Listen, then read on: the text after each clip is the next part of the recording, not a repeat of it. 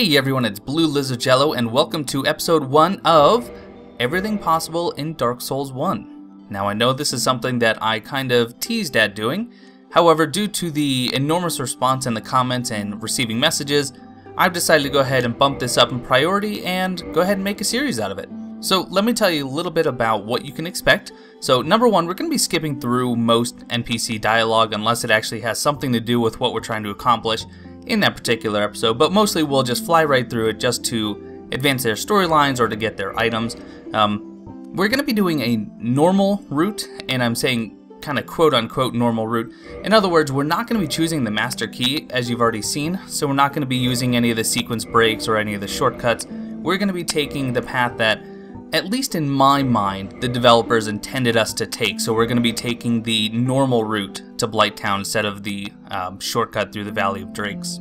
Now I may actually do a skips or shortcuts video if that's something that you are interested in, because there are a few out there, especially some that the speedrunners use, that might be kind of interesting for you to see. But other than that, sit back and enjoy this first cutscene. We won't be watching all cutscenes, but this opening one is just too good to skip. A land of grey crags, arch trees, and everlasting dragons.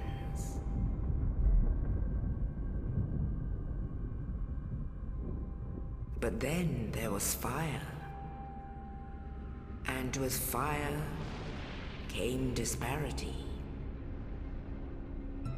Heat and cold, life and death. And of course, light and dark.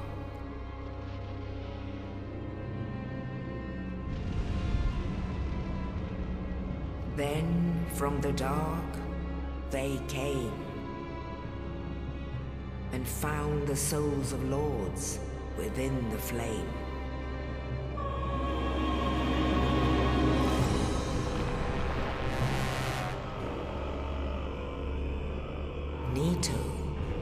The first of the dead.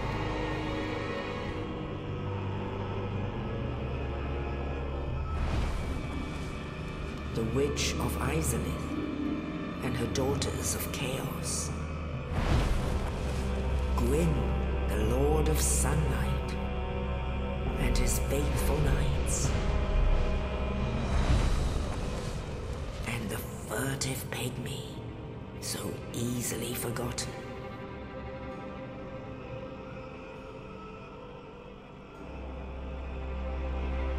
With the strength of lords, they challenged the dragons.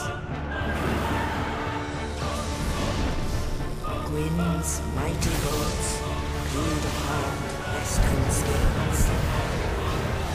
The witches weaved great firestorms. Nito unleashed a miasma of death and disease. Seath, the Scaleless, betrayed his own, and the dragons were no more.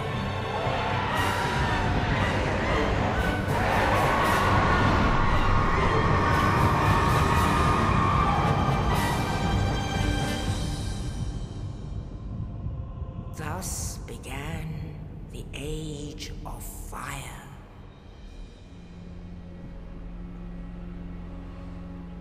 But soon the flames will fade, and only dark will remain.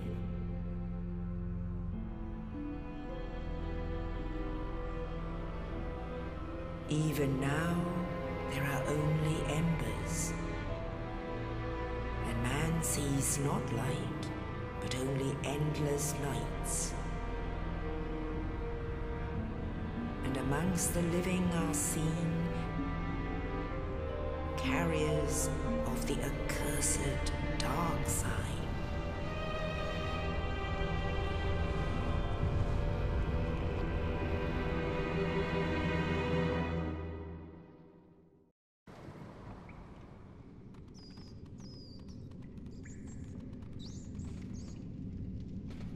Yes, indeed.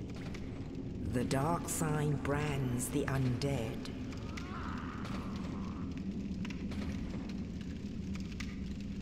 And in this land,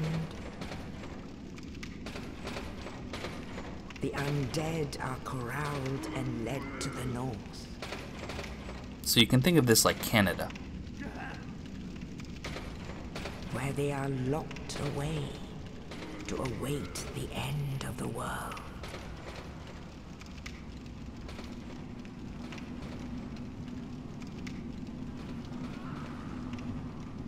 This is your fate. Or is it? No, it still is.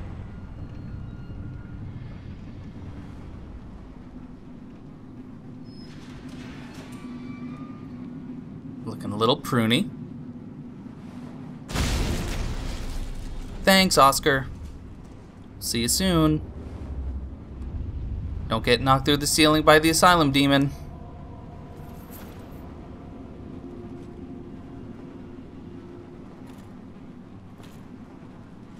Alright, well let's go ahead and grab the dungeon cell key that Oscar dropped down for us, so we can actually play the game.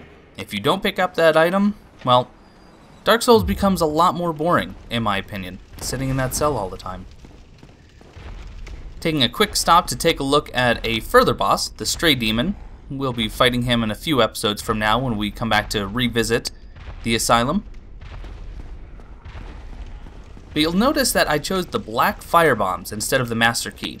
Now, typically people will choose the Master Key because then it kind of negates the collecting of most keys. There are still some doors that are locked with very specific keys, but it does allow you access to some areas very early on, and it allows you to get some items that normally you wouldn't be able to get until much later in the game. However, you're going to see here in just a second why I chose the black firebombs. Most of you can probably already guess, because it all has to do with that little fly on the wall up there. I just love that you can actually see him. So, before he even lands, go ahead and just start chucking black firebombs, and already he's at half health. And you're going to see in a moment why I've decided to actually take on the Asylum Demon here instead of fighting him the quote-unquote normal way. But as you can see, 5 well-placed black firebombs, and he is done. And our reward for killing him now is the Demon's Great Hammer. So if you're looking for the Baby's Rattle strength weapon right off the bat, go ahead and kill the Asylum Demon when you first encounter him. If you wait to kill him later after you do the drop off the ledge and whatnot, you won't get the Demon's Great Hammer. Now you can pick it up later, however, you have to do so by trading with Snuggly. We also got a humanity for killing him, and now we're collecting our starting gear. So for those of you familiar with Dark Souls 1, you don't start with all of your gear, you actually collect it through this little bit right here. Now as a warrior class, I get the heater shield and the longsword, but later on you're going to see another area where if you chose something like the pyromancer or other classes, you will find some of your gear a little bit further in the level.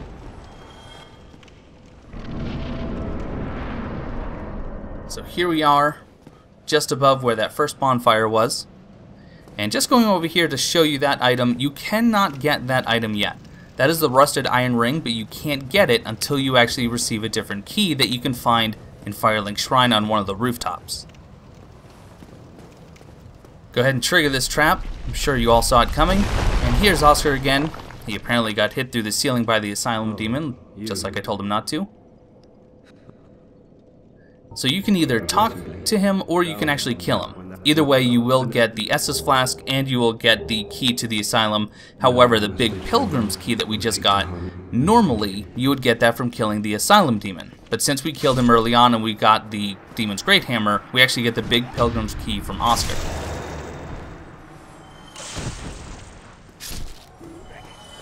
So in this next room, on the right hand side, some of the classes will find some of their gear here. As a warrior, we already have all of our starting gear. Go ahead and tease these hollows out.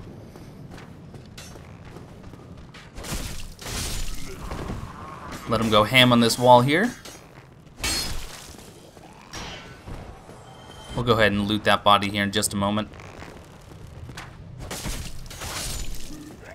But in here, that door behind this hollow is locked. And that is the door you have to unlock if you want to get the rusted iron ring, which we do want and we'll get later on.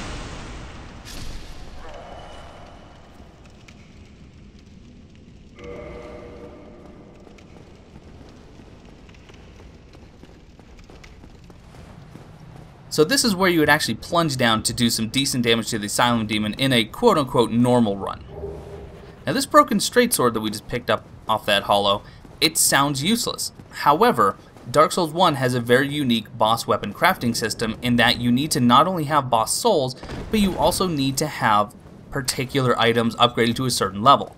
For example, this broken straight sword, once you get this up to, I believe, plus 10, if you have the Soul of Sif, you can actually create the Great Sword of Artorias. So just because an item seems like it may be junk, it might actually be useful later on. Now as far as boss weapons go, we will actually cover that much later on, once we actually start collecting some of the boss souls and some of the items that you need to create the weapons and the items, but we'll get there when the time comes. Don't forget this Soul of a Lost Undead before taking the leap of faith and being picked up by a giant bird. But a less giant bird can be found over here. Give me warm. Give me soft. It's my best snuggly. But anyway, just like in Demon Souls and in Dark Souls 2, there is a bird that we can trade items with. We're going to be doing that in kind of like a full feature later on once we have every item that you can trade with Snuggly. Only in the ancient legends it is stated that one day an undead shall be chosen.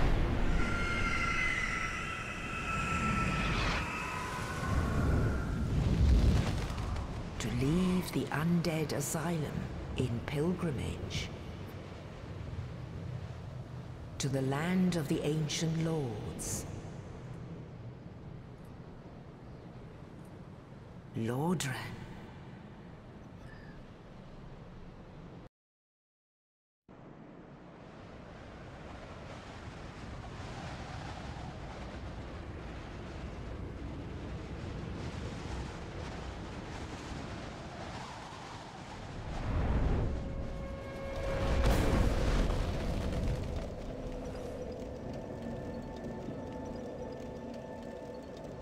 So here we are in Firelink Shrine, which will function as our hub for the rest of the game.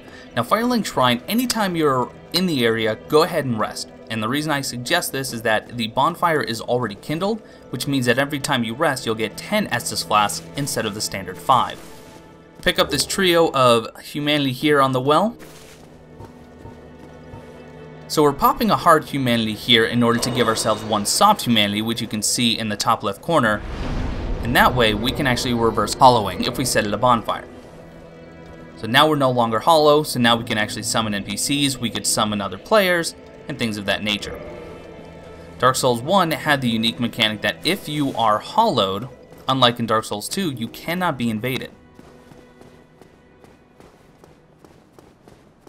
So up here we have 6 firebombs. And now we're going to go talk to Petrus, who is a cleric, maybe not so much with a heart of gold. But we're going to run into him again later on. You'll kind of see why I don't think he's such a good guy. But talk to him a couple times because he will give you a copper coin just for being annoying. Copper coin, the only use is to actually feed it to Frampt later on and get 1,000 souls for it. But it's a free 1,000 souls. Very well. That is it. So we've told him that we would like to learn miracles, and we are going to join his covenant. That way we can actually use him as a merchant, and of course we can learn his gesture. Which, I mean, that's really why we're here, right? No. I mean, it's why I'm here. I don't know about you. We get the shrug gesture. We'll take a look at his inventory. A few miracles here for you. He also sells the talisman and the Thorolin talisman. But don't buy the talisman because you can pick up a free one in just a minute here.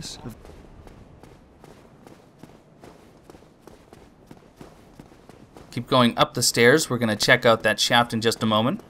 But we have a Soul of a Lost Undead on this corpse. And later on there'll be an elevator here, but we can drop down the elevator shaft and take one more fall. And we have a slew of chests open. First one back here, we'll have 4 cracked red eye orbs, so have fun invading at low levels. In this chest, we have a Morning Star and a talisman. Like I said, free talisman. And we're going to talk about that Morning Star in just a moment. 6 homeward bones.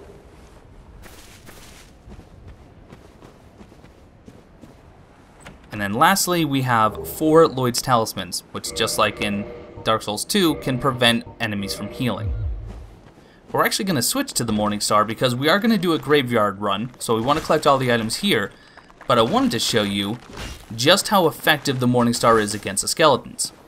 Now, the damage itself is nothing too fancy, however, they are weak to blunt or strike damage, and because they're skeletons and they don't have any skin or muscle or ligaments or tendons holding their bones together, you can actually make them crumble, which effectively is a way to stun them. Now, don't worry, it takes me a little while to kill these skeletons, but the other ones I'm going to actually let live, and we're just going to run past them. And I come very close to dying. Keep in mind that their weapons do bleed damage, or at least cause bleed buildup, so if you're not careful, even if you're blocking behind a shield that has 100% physical resistance, like the heater shield, you will still take bleed buildup. A couple of whiffs there. Now, this is also a class that I'm not all too familiar with. So for those of you who've seen any of my other Dark Souls 2 videos, you'll know that I'm typically used to light rolling, and I don't often use a shield. So this is kind of an experiment for me, but so far it seems to be going horribly.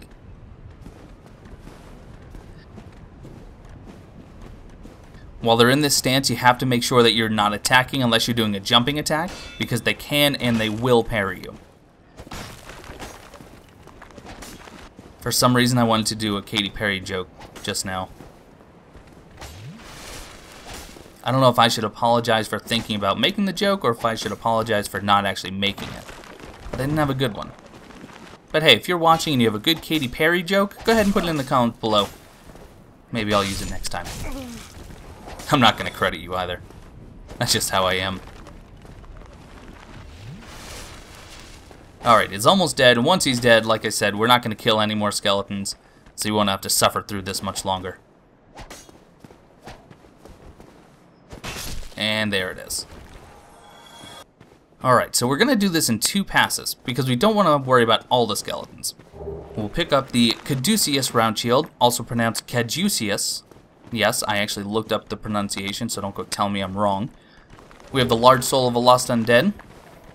And now that we have a few behind us, we're actually going to go ahead and we're going to get out of dodge. We're going to go pick up one more item, and then we're going to rest at the bonfire to reset these skeletons' positions, and then we'll get the rest of the items. So the other item that we'll pick up is hiding behind here. It's just the soul of a lost undead, but it's free, so why not take advantage of it? We'll actually pick up some other free souls because one of the skeletons decided that life just wasn't worth living anymore. Okay, one quick rest, get ourselves our flask back, our full health, and reset the enemy's positions. And let's go for round 2. And look at me fat rolling. Well, actually, I'm mid rolling. Dark Souls 1 had some pretty stringent requirements if you want to be fast rolling. And for this next part, I definitely wanted the ability to block and to roll fast. I didn't so much care about actually having a weapon equipped. So we're going to take this right-hand path. Now be careful because these gravestones can have some pretty odd hitboxes. But grab the winged spear. Next, crowd favorite, the Zweihander. I didn't look that up. I'm just trying to butcher a language. And we get the all-important binoculars. And now it's time to very carefully avoid all these skeletons here, especially those big ones because they are nasty. One more item to pick up. So we kind of went to the right to head towards the cliff face, and then right before the stairs here on the right hand side, we have the large soul of a lost undead. So now the graveyard is clear, we'll be seeing this area again, or at least running through it, later on when we want to head down to the catacombs and the Tomb of Giants. But for now we're going to take the stairs up, loop around the top platform here,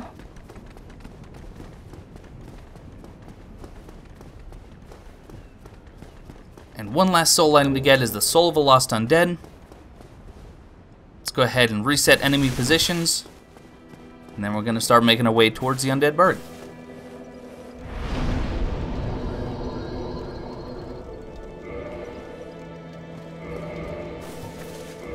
Now we're not going to be doing any leveling up just yet. We're going to be saving most of our souls for actually upgrading our equipment once we can get to Andre. Just re-equipping our standard gear here. By the way, something that is absolutely beautiful and brilliant about the heater shield, not only is it a 100% physical reduction shield that you can get as a starting item, but it also has the parry window of a small shield. So it's actually much easier to parry with a heater shield than something else, say the spider shield, which is a medium shield that has 100% physical reduction. As you can see, the parry window is very forgiving. So we're going to go ahead and jump to this bridge. And if you're making the transition like I was from Dark Souls 2 to Dark Souls 1, make sure that you're hitting the right button to jump. Grab ourselves a Ring of Sacrifice.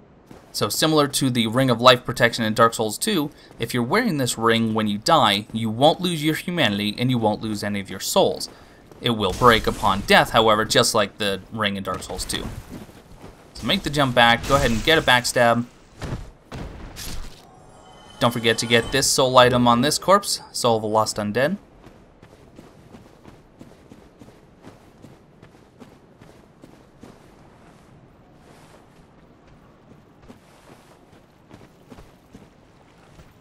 And once we deal with this axe-wielding enemy, we're going to talk about item discovery, because it's something that, if you're trying to get all the items, is something that's probably pretty important to you. So as you can see here from my character status, my item discovery is 100. That is base level. Now, if I pop one hard humanity, so I get one soft humanity in the top left, I now have 150. Now this first humanity that you pop is the most effective as far as raising your item discovery goes. You get 50 for the first one, but you only get another 60 item discovery in total for popping the next 9.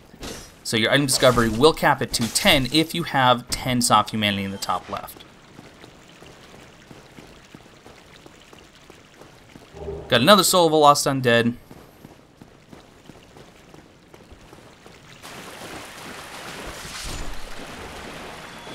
We get another Soul of a Lost Undead. Unfortunately, the rat did not drop a humanity for us. Although all of the rats in Dark Souls 1 can and will drop humanity from time to time, so not a terrible enemy to farm. Although that singular one might be kind of a waste. But here we are in the Undead Burg. You can already see some items that are eluding us for now, but we'll get them. Don't you worry. And I will go back to that body, I promise. We're just going to clear these enemies, and then we're going to go back to a little bit of a secret. Secret, secret, I got a secret.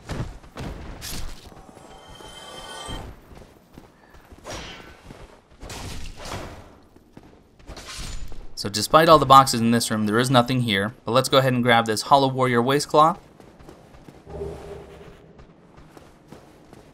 Gonna roll through these barrels, these conspicuously piled barrels, get ourselves a large Soul of a Lost Undead, and then we hop down, we're gonna turn left, and into this door that you might actually miss if you're not looking for it. And on this corpse of this barfing guy, we get a Soul of a Lost Undead. And now there's a little bit of an ambush in two situations here. This first one, you have two hollows that were hanging onto the ledge. Why were they hanging on the ledge? Like, did they see us coming in advance, or is that their post? Like, were they told by some higher up that this is what you're doing until someone shows up? But we have 4 more here that, luckily, the first 2, you can actually hit off just by punching them if you want. You can use a weapon, doesn't matter. Let this guy jump on your head Goomba style. And with him down, we're going to grab this rubbish. Unlike Dark Souls 2, you don't get rubbish from destroying wooden chests. You get it from this section, or you can get it in Ulasil. Now, rubbish is one of the items that you can trade to Snuggly, and in this case, you will actually get a Titanite chunk. Run down, get yourself another hard humanity, and a free 40 souls, just because. And through this fog gate, before you run up the stairs, make sure you go behind the stairs, because you don't want to miss the all-important Soul of a Lost Undead. Hey, buddy, where'd you come from?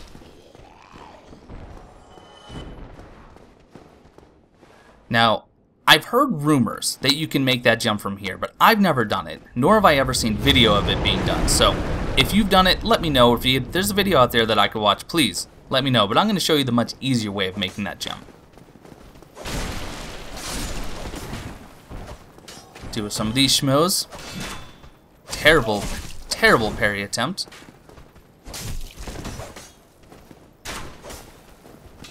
Now, something to keep in mind, another difference for those of you who may have only ever played Dark Souls 2 and you haven't yet played the first one, and I urge you to do so, backstabs and riposte, or at least backstabs and parries, give you invincibility frames. Now, Dark Souls 2 has some, but it is a much smaller window. When you're in the backstab or the parry animation in Dark Souls 1, you are completely invulnerable, and enemy attacks will actually just go through you. We have a wooden shield here. Not an incredibly useful shield, although it does actually have some decent lightning resistance at 65.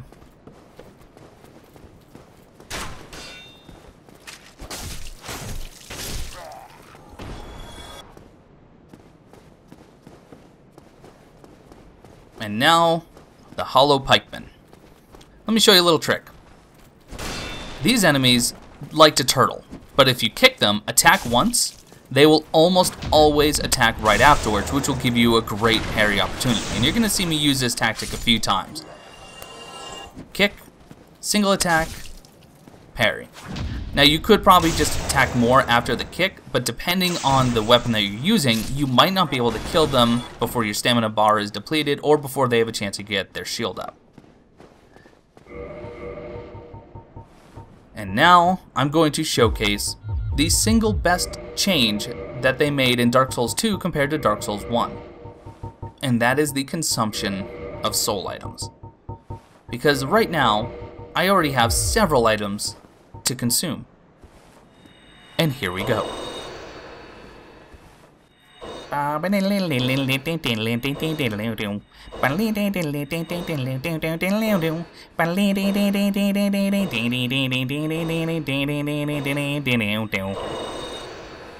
there you go. There's popping a whole bunch of souls. Well, you seem to have your... So this is the male undead merchant. There's a female counterpart that we'll see in a few episodes from now. But I want to show you the items that I buy from him before I end his suffering. So I picked up the repair box, I picked up the bottomless box. I'm also going to grab the short bow after I show you all of his items. I swear I'm going to get the short bow. There it is. I'm also going to grab some standard arrows, 50 should suffice.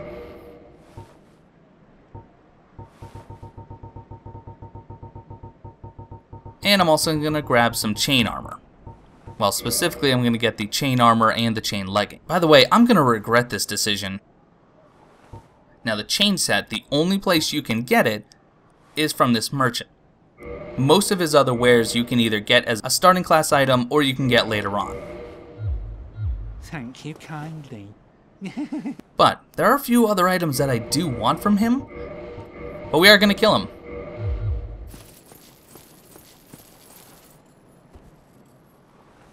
You've gone mad, have you? I'll teach you, you lousy rat. Julia! Now he's using a katana, and he's not very effective with it. He seems kind of weak and feeble. But once we kill him, we're going to get the Resonance Key, Humanity, and Orange Guidance Soapstone. But we're also going to get his Uchi Katana, which is a katana that he was just using. So if you're looking for a katana early on, go ahead and kill him. You're not going to miss him. Just make sure you get the items that you do want before you take him out.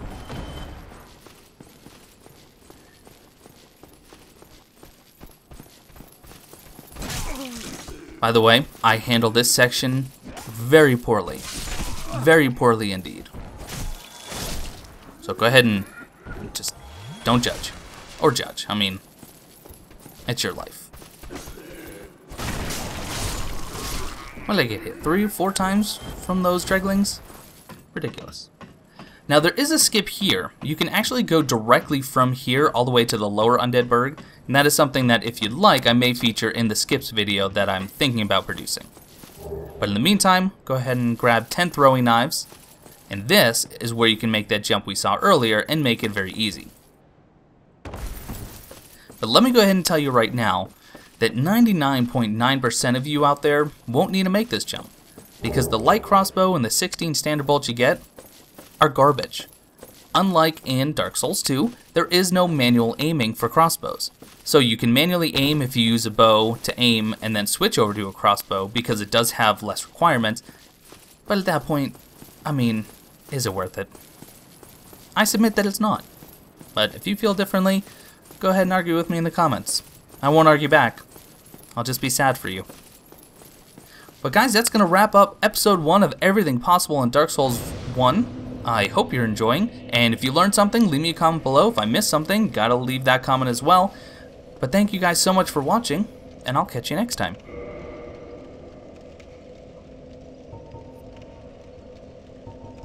As soon as I find the wave. There it is.